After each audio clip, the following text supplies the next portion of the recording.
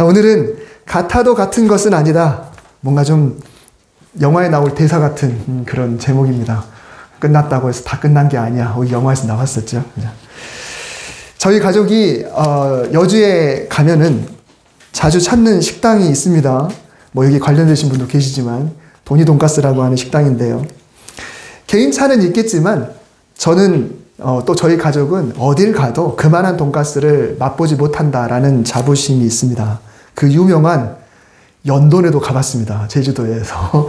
근데 거기도 이만 못하다라는 생각이 들어요. 근데 그 식당은 주일에는 영업을 하지 않습니다. 그래서 평일이나 혹은 휴일이 됐을 때 가봐야 되는데요. 올 추석 연휴가 어떻게 하다 보니까 굉장히 길었지요. 그래서 연휴 초반에 가족이 여주에 갔었는데 아직 연휴가 시작되지 않았고 그래서 초반이었으니까 이제 식당이 열었을 줄 알고 기대하면서 찾았는데 하필 그날 휴무였습니다. 이유는 뭔지 잘 모르겠는데 어쩌다가 찾는 식당이고 거기 가면 꼭 먹어야 되니까 벼르고 갔는데 실망이 매우 컸습니다. 근데 여주에 제가 오래 살다 보니까 웬만한 돈가스 집은 다 알고 있고 그래서 혹시나 우리가 이사 오고 없는 사이에 혹시 새로 생긴 맛집은 없나라고 검색을 해봤어요. 그랬더니 생긴 지 얼마 되지 않고 규모도 크고 그리고 깨끗하고 또 별점도 아주 높은 그런 식당이 있었어요. 돈가스 집이. 그래서 먹어봤습니다. 어땠을까요? 차라리 다른 메뉴를 선택할 걸 하는 그런 후회를 하고 돌아왔습니다. 도대체 이 별점은 그리고 이 댓글은 도대체 아르바이트생이 한 건지 라는 생각이 들 정도로 굉장히 후회를 했습니다.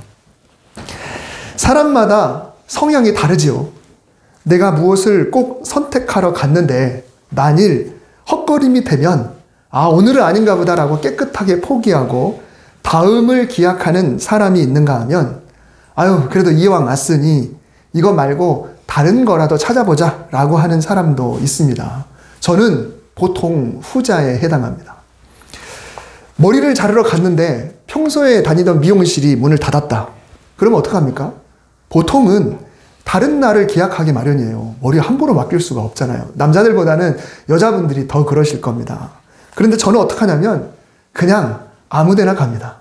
그날 맘먹고 왔으면 그날 깎아야지 라는 생각으로 그냥 연 곳에 아무거나 가서 머리를 잘라요. 그러다 보면 꼭 후회를 합니다. 가끔 제 헤어스타일이 평소와 좀 다르거나 좀 이상하다 생각하면 목사님이 후자를 선택하셨구나 라고 생각하시면 거의 맞습니다. 인터넷 쇼핑도 그래요. 꼭 사고 싶은데 품절이면 다음에 좀 기다렸다가 꼭 이걸 사야지 그러면 되는데 그냥 다른 데 보다가 이거 비슷하네라고 샀다가 후회했던 경우들도 참 많이 있습니다. 항상 느끼는 것은 급하다고 아무거나 선택하면 안 되는구나. 급하다고 비슷해 보이는 것을 선택해도 안 되는구나. 진짜 원하면 조금 지나도 참았다가 꼭 그것을 선택해야 된다라는 그런 생각을 참 많이 해봅니다.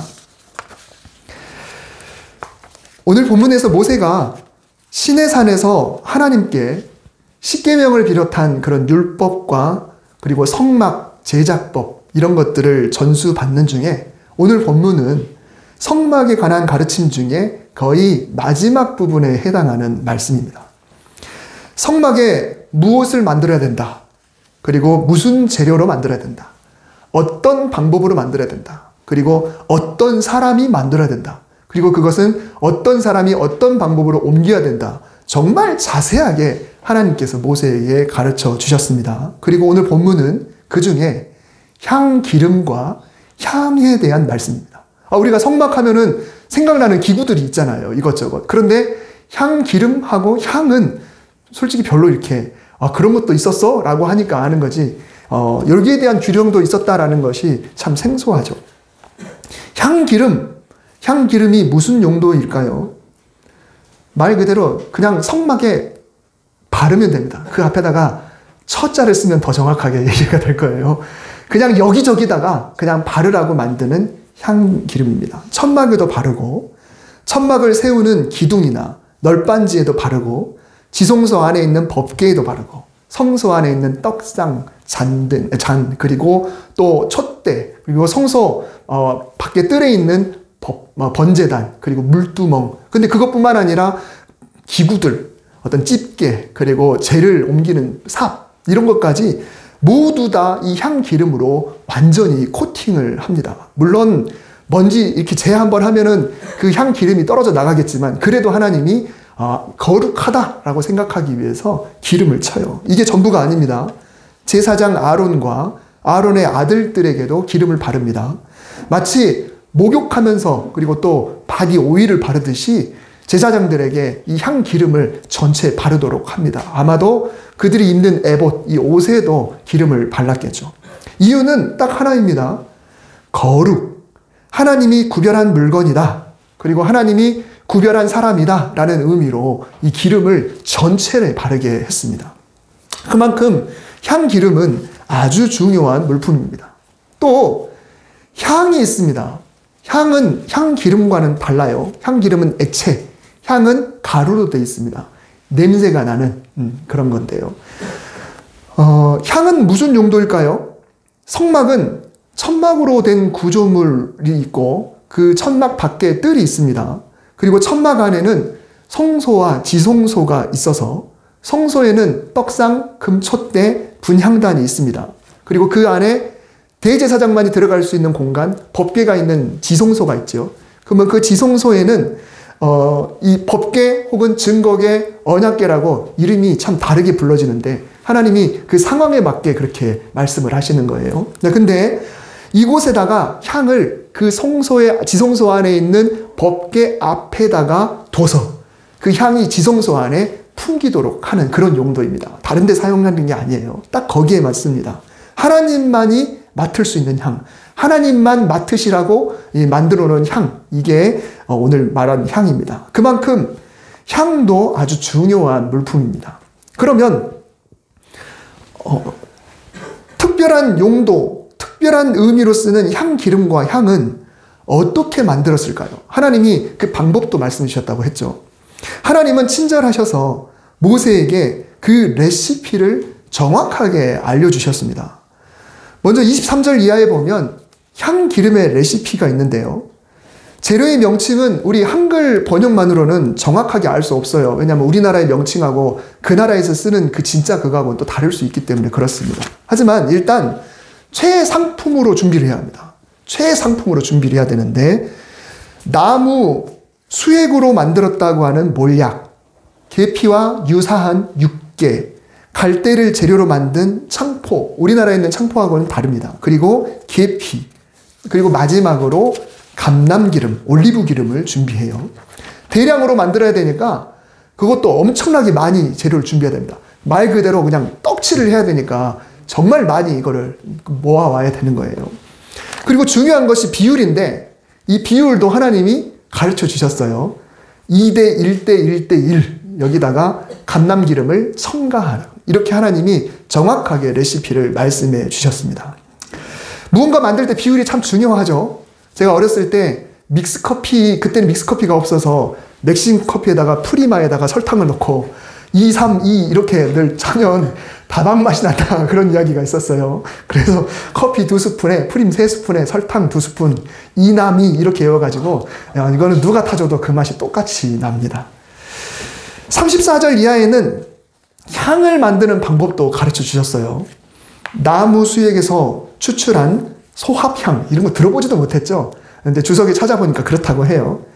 나감향은 조개라든가 굴 껍질 같은 거기서 추출한 향입니다. 그리고 고무 수지에서 추출한 풍자향, 그리고 향재료의 빛깔을 좀 희게 만드는 효과가 있는 유향, 이런 것을 준비를 해서 이것도 하나님이 비율을 정확히 가르쳐 주셨는데 1대 1대 1대 1 똑같은 양으로 분명히 만들라고 말씀을 해주셨습니다. 잘 혼합한 한 다음에 거기다가 거룩의 의미로 소금을 칩니다. 이거는 가루니까 거기다 기름을 치면 안 되니까 소금을 쳐요. 정결의 의미로 부패되지 말라고 하는 그런 의미죠. 그리고 이렇게 쌓은 것은 다 섞은 것을 곱게 가루로 빻습니다. 곱게 가루로 빻아서 뭔가를 태우지 않아도 그 자체에서 향이 풍겨나는 거예요. 그냥 그 가루만 놔둬도 마치 커피가루 놔두면 향이 나듯이 그렇게 하는 거죠. 자, 여러분, 성경에 이런 내용이 있어요? 라고 생각할 정도로 하나님이 아주 자세하게, 아주 친절하게 레시피를 말씀해 주셨습니다. 지금 무슨 연금술을 하는 것도 아니고 하나님이 너무 자세하게 이렇게 말씀을 해 주셨는데 하나님이 무슨 그냥 시간이 남는다고 혹은 그냥 심심해서 그렇게 하셨을까요? 그렇진 않겠죠. 뭔가 의미가 있어서 그렇게 했을 겁니다. 그런데 31절에서 32절에 보면 이것은 너희 대대로 내게 거룩한 관윤이 사람의 몸에 붙지 말며 이 방법대로 이와 같은 것을 만들지 말라. 이 관유라는 말은 무슨 말이냐면 부을 관자에 기름 누자. 다시 말하면 붓는 기름입니다. 관유 그러면. 그래서 성소에서 이 향 기름은 관유로만 써야 된다. 붓는 일, 바르는 역할로만 써야지 일반 사람들은 절대로 이 향기름을 만들어서도 안 되고 그 향기름을 발라서도 안 됩니다. 또 37절에 보면 향에 대해서도 똑같이 말씀하셨는데 네가 여호와를 위하여 만들 향은 거룩한 것이니 너희를 위하여는 그 방법대로 만들지 말라. 너희를 위하여는 그 방법대로 만들지 말라. 즉 일반 사람들은 이 냄새를 맡아보겠다고 그대로 만들어서는 절대 안 된다라고 하나님이 말씀을 해주셨어요. 오후 6시가 되면 TV에서 뭐 내 고향 그다음 생생정보통 이런 방송이 나오죠. 그러면 음식점들이 꼭 나와요. 그러면 음식점이 이거 요리를 만드는 방법들이 나옵니다. 여기다가 뭘 넣고 뭐 넣고 하고. 그러면 나중에 뒤에서 숨겨온 뭔가 이상한 액체를 하나 가지고 나오죠. 그러면 이것을 넣습니다. 그러면 이거는 뭡니까? 그러면 이거는 영업비밀이라고. 요즘은 근데 좀 말해주긴 하는데 옛날에는 꼭 그냥 똑같은 레파토리로 그렇게 이야기를 했습니다. 이 레시피라는 것은요, 꼭 음식에만 있지는 않습니다. 화장품에도 있고요. 향수, 세제, 비누, 치약 모든 것이 다 배합이 돼 있는 거거든요. 코카콜라 이 제조 레시피는 모른다잖아요. 아무도 모른다잖아요. 흉내는 낼 수 있지만 정확히 그 맛을 내지 못한다라는 그런 말도 있습니다. 그런데 하나님은 모세에게 지금 가르쳐서 성막에 종사하는 기술자들에게 만들게도 하셨지만 이것을 후대에 율법 두루마리에 기록하게 하시고 그리고 나중에는 책에 옮겨져서 우리도 이것을 보게 됩니다. 다시 말하면 하나님은 이 향기름과 향의 레시피를 만천하에 공개를 하셨어요. 누가 봐도 똑같은 재료, 똑같은 비율만 배합한다면 만들 수 있다는 거죠. 재료들이 귀하긴 해도 레시피가 알려진 이상 누가 됐든 얼마든지 만들 수 있습니다. 이게 세상에 성소에서 사용되던 기름이래. 이거 한번 써봐. 내가 만들어봤어. 그대로 한번 만들어봤어. 이거 한번 발라봐. 이게 성소에서 지성소 안에 대제장만 맡고 하나님만 맡을 수 있는 그런 향이래. 한번 맡아봐. 이게 성막표 브랜드는 아니어도 똑같은 기법이야. 내가 율법에 나온 그대로 한번 만들어봤어. 그 비율대로 그대로 한번 해봤어. 얼마나 좋아. 도대체 대제사장은 지성소에서 어떤 냄새를 맡았는지 내가 궁금했는데 이런 냄새였어? 이런 기름이야? 라고 생각하게 되겠죠. 성소에 재물 가지고 갔을 때마다 어쩜 이 번지단이 그렇게 윤기가 나고 광택이 나는가 했더니 이 기름을 발랐던 거야? 나도 만들어서 우리 집에다가 한번 발라봐야겠다고. 얼마든지 이렇게 생각할 수가 있는 거거든요. 근데 하나님은 거룩한 용도로 만든 이 기름, 이 향품을 절대로 만들지 말라고 말씀하시고 그리고 너희를 위하여 꿈도 꾸지 말라라고 말씀을 하신 겁니다. 아마도 하나님은 당신을 진심으로 경외하는 사람이라고 한다면 안 할 것이다 라고 생각을 하실 거고 만약에 이걸 허투루에 듣는 사람이라고 한다면 한번 만들어 볼 수 있겠죠. 제가 만약에 하나님이라면 저는 이 레시피를 공개하지 않을 것 같아요. 그냥 모세에게만 살짝 알려줘서 사람들이 호기심조차 갖지 못하도록 그냥 그렇게 할 것 같습니다. 그런데 하나님이 이것을 세밀하게 자세하게 너무 자세하게 가르쳐 주시면서 하지 말라고 하는 거예요. 여러분 이게 솔직히 굉장히 힘든 일이죠. 차라리 안 가르쳐 주고 하지 말라고 하면 좋겠는데 거기 그 계좌에 얼마 있는지 알려고 하면 이렇게 하면 볼 수 있는데 보지 마 라고 하는 거예요. 그럼 보지 마. 그거 로또 1등 당첨되려면 이렇게 하면 돼. 근데 하지 마 라고 하는 거하고 똑같은 겁니다.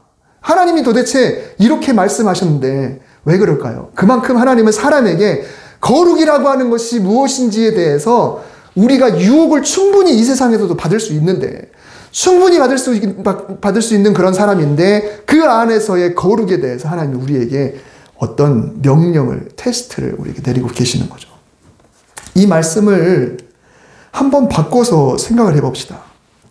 세상에 있는 재료, 돈 있는 자가 맘만 먹으면 구할 수 있는 재료, 누구라도 만들 수 있는 향기름과 향품이지만 목적이 다르면 하나님의 거룩과는 전혀 상관없는 그냥 향기름, 그냥 향이 되는 것입니다. 어떤 목적으로 사용되느냐, 그거에 따라서 똑같은 물건이지만 다르다라는 겁니다. 일반 사람이 일반 사람의 몸에 붓기 위해 만들었다면 거룩과는 상관이 없습니다. 일반 사람이 그 향기를 맡으려고 만들었다면 거룩과는 상관이 없습니다. 어떤 목적을 위해서 사용하느냐에 따라 진짜가 될 수도 있고 가짜가 될 수도 있습니다. 아무리 똑같아도 전혀 다르다는 거죠. 저와 여러분은 성도입니다. 지난주에도 말씀드렸지만 거룩한 무리입니다. 예전에 어떤 목사님이 저에게 이런 말씀을 해주셨습니다. 쓰레기를 똑같이 주워도 목사가 쓰레기를 주우면 목회가 되는 거야. 화장실 청소를 똑같이 해도 목사가 하면 목회가 되는 거야. 축구 동호회에 나가서 축구를 해도 목사가 가서 하게 되면 그게 목회가 되는 거야. 이런 이야기를 저에게 해주셨어요. 후배 목사를 향한 애정어린 조언이죠. 새파랗게 젊은 목사가 정말 교회에 가서 내가 왜 이걸 해야 돼? 이거는 교인이 와서 해야지. 명분은 좋아요. 성도로 하여금 교회에서 봉사하게 해야 된다. 라는 그런 명분. 이것도 옳습니다. 옳습니다만 이거는 나라 같은 사람이 하는 게 아니고 성도님들이 와서 교회를 바꿔야 돼 라고 생각할 수도 있어요. 당연히 성도님들도 교회를 아끼고 사랑하는 마음으로 와서 교회를 청소하고 또 돌보는 거 당연히 중요하죠. 근데 목사라고 안 할 게 뭐가 있어요? 목사가 주우면 목회가 된다라는 그 말을 저는 가슴 깊이 새겨드렸습니다. 우리 교회에 온 지 딱 2년이 지났습니다. 지난번에도 말씀드렸지만은 2년 전 지금쯤 저는 아직 이사를 오지 않았더라고요. 근데 우리 교회에서 여러분들이 이미 만났고 열심히 사택 리모델링 공사를 하느라고 여주에서 매일매일 출퇴근을 했었습니다. 아침 8시에 와서 공사를 하고 다이어리를 보니까 내일이 이사 날이더라고요. 내일 이사 날. 이사 와서 공사를 많이 했습니다. 또 수도관이 얼어서 녹여보기도 하고 방수도 해보고 꽃꽂이도 하고 페인팅도 하고 도배도 하고 장판도 하고. 사실 일반 주택에 사는 사람, 전원주택이라든가 개인 집에 사는 사람들이 누구나 직접적으로 하든가 간접적으로 다 해봄직한 그런 일들입니다. 누구나 다 일을 해요. 그런데 목회자이자 성도이기도 한 제가 교회에서 목사로서 할 때는 의미가 다르다는 거죠. 그것은 하나님의 일이 되고 또 거룩한 일이 되더라라는 겁니다. 똑같은 일이라도 똑같지 않다. 내가 교회에서 해야만 그런가? 그렇지 않아요. 우리가 내가 언제 어디에 있든지 간에 내가 목사를 떠나서 성도로서 내가 하는 모든 일들은 하나님 앞에 거룩한 일이 될 수도 있고 안 될 수도 있다라는 것이죠. 소수지만 우리가 지난번에 은행 구경을 다녀왔습니다. 은행잎 구경을 다녀왔습니다. 단풍철에 은행나무 구경이 뭐 대수겠습니까? 그렇지만 우리가 성도로서 함께 다녀왔기 때문에 이것은 구별된 여행이 됩니다. 교회에서 노래를 했어요. 밖에서도 얼마든지 노래할 수 있지만 교회에서 함께 노래를 하니까 이게 거룩한 찬양이 됩니다.